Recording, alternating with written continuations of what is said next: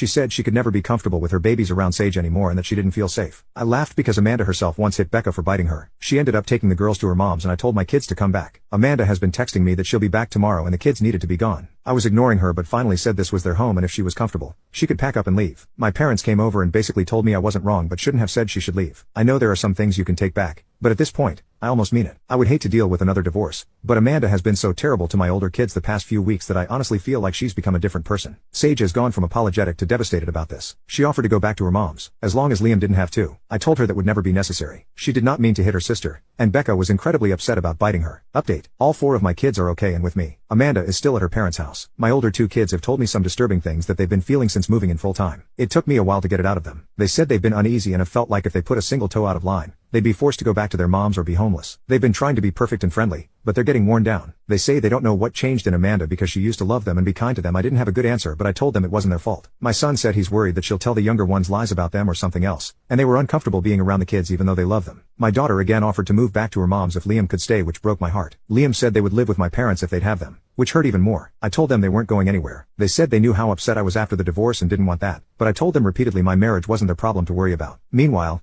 Amanda has been texting me nonstop. I've not been responding unless it was about Eliza and Becca. She has said some incredibly cruel things about me, my 2 older kids, and our relationship, telling me my kids just want us to break up, just like their stepdad, and I shouldn't let them win, and calling them spoiled and entitled and smart asses who would ruin my life if I keep letting them. I obviously ignored that, but between all this, she texted me a list she wrote of her non-negotiables for her to move back in. They were all pretty deranged, except one did say she wanted cameras put up in common areas, which I've already decided on and ordered. But other than that, she demanded that Sage and Liam will be cut out of the will as they will get money from their mom, which is insane. Also, it's hot. Are we expecting to be able to leave much to anyone? The house is the one I bought with my ex-wife. She wants to sell it and buy one to start fresh. I want to point out that when we got together I told her I was definitely going to be staying in this house until my kids went to college since it's their childhood home. And now it's our girls' childhood home, so I won't be leaving. They would need to find somewhere else to live when they turn 18. Also insane because she knows I think that's trashy and they turn 18 in the middle of their senior years. She did not want to have to do anything with my older kids, including family events, dinners, and vacations. And yes, that would mean excluding my oldest from any family vacations, pictures, and all of that. She does not want her daughters around Sage or Liam. She wants veto power over any extra time or money I'd be spending on Sage and Liam to make sure things stay fair. Probably the most deranged one was that she wants half of the child support their mom is sending put into a retirement account in only her name. It was immature, but I just did the haha thing to that text, and she sent some other BS text to piss me off. I talked to my father-in-law earlier today when he picked up / dropped off the younger girls from church. He seemed annoyed with the whole situation and referred to it as Amanda's little tantrum. Originally the girls were going to go home with them, but they threw a fit. Luckily, I'm off work this week to be with them. The sad thing is that Sage and Liam have been avoiding the younger girls, which is devastating for them, but I'm trying to work on explaining everything right now. I did find a therapist for my kids this week. It's out of pocket but obviously, I can't wait longer. I don't know what Amanda is up to. She FaceTimed the girls earlier, but I didn't talk to her. I don't know how fixable this is. I told her if she wanted therapy, I'd set it up,